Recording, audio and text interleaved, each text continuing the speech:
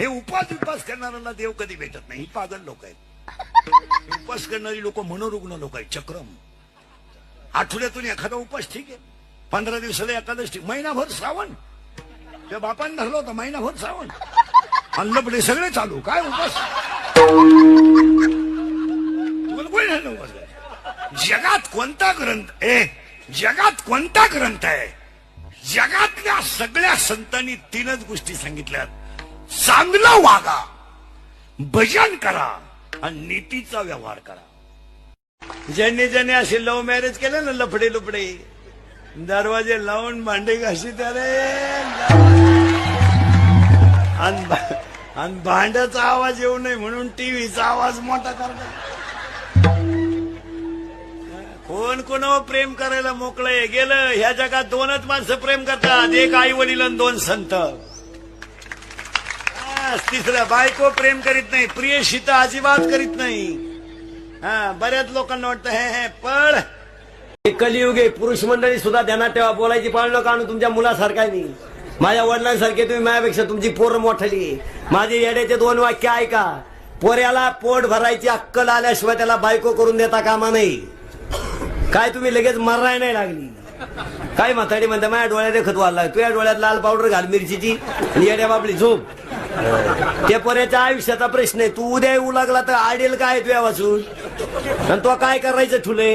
एकादशीला खपाखप प्याला, देवळात जुगार खेळून मारुतीला राणी दाखवून मोकळा झाला. तुला काय इथं ठेवून फायदा आहे. हो, पोरांना काय नाव ठेवू. त्या म्हातारे जुगार खेळा, त्या जुगार मरायला लागेल डंगर. चष्म्यातून राणी पाहत्या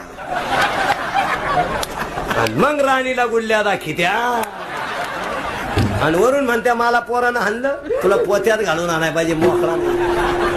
विनोद समजू नका, संस्कृतीला किंमत आहे. जावाई एकटा असावा, त्याला भाऊ नसावा. ठकीच्या कमराला कपाटाच्या चाव्या यावा. ठकीला कपाट दिसत आहे का स्विच, तिला कपाट उघडायला लावलं, ती फ्रीज मध्ये बोटं घालीत बसली तर तिला समजत आहे का काही. पण येड पोरग म्हणतो मला देखणी बायको पाहिजे. उगाच भंगरी. 1 साइड भांग, बागलात गोचिड्या, अंडरपॅन्टला ओवा. 1 साइड भांग पाडी तर बागलात गोचिड्या. त्याला बायको कशी पाहिजे? स्मार्ट पीस पाहिजे. अरे गोचिडाचा वास येतो त्या अंगाचा, तुला स्मार्ट पीस देऊन काय तेच वाटोळ करतो. एक दुकानात नारळ घ्यायला गेलं, नारळ जिंदा डावलात. नारळ घ्यायला गेलं, नारळ घ्यायला गेलं तर त्याला एक जण दुकानदाराला म्हणलं केवढा नाही हो.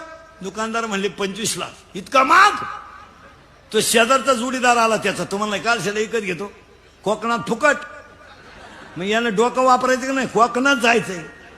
जिंदाड कोकणात गेलं, नारळलाही झाडाला, हे झाडावर चढलं, फटका हाणला, सटकलं, लटकलं, खाली 200 फूट खड्डा. मग फुकट लटकलं का इकत? फुकट. दुपारभर लटकूनच राहिलं. एक उंटावाला चालू होतं खालून, ते वरचं लटकेल उंटावाल्याला म्हणलं 500 रुपये घे पण मला खाली घे. उंटावाला म्हणला फक्त तांगड्या धरायचेच 500 आहेत ना. ते राहिलं उंटा उभं आणि वरच्याच्या तांगड्याला बी लागलं. उंटाचं वज हलकं झालं. उंटाला वाटलं वज उतारलं, उंट गेलं निघून.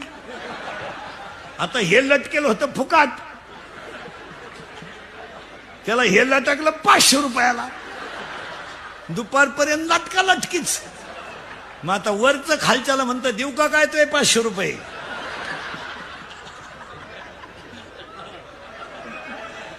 खालचा म्हणणं अजून 1000 घे पण वरचा हात सोडू नको. का 500 नाही 0.